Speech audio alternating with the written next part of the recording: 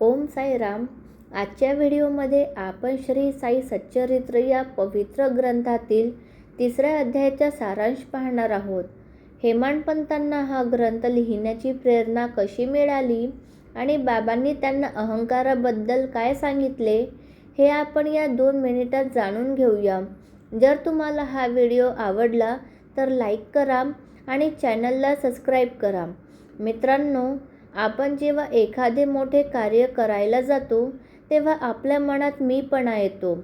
पण शिर्डीचे माझे सरकार साई माऊली म्हणतात की जोपर्यंत हा अहंकार जात नाही तोपर्यंत कार्य पूर्ण होत नाही.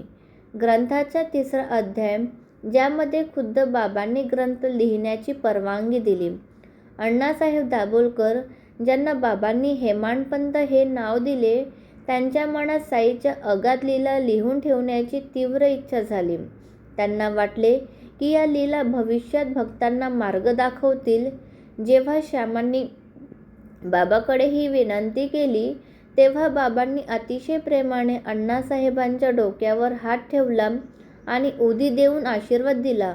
बाबा म्हणाले, चरित्र लिहायला माझी पूर्ण संमती आहे, तू फक्त निमित्त हो. या अध्यायातील सर्वात मोठी शिकवण म्हणजे बाबांनी दिलेला अहंकाराचा इशारा. बाबा म्हणाले, जोपर्यंत मनातून मीपणा जात नाही तोपर्यंत माझे चरित्र लिहिता येणार नाही. जेव्हा तू स्वतःचा अहंकार माझ्या चरणी अर्पण करशील तेव्हाच मी स्वतः तुझ्या हाताने माझे चरित्र लिहून घेईल. मित्रांनो, हीच गोष्ट आपल्या आयुष्यालाही लागू होते. जेव्हा आपण म्हणतो की मी हे केले तेव्हा कामात अडथळे येतात.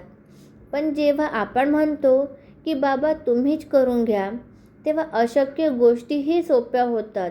बाबांनी या अध्यायात वचन दिले आहे की जो कोणी माझे हे चरित्र लक्षपूर्वक वाचेल किंवा ऐकेल त्याच्या सर्व व्याधी आणि चिंता मी दूर करेन.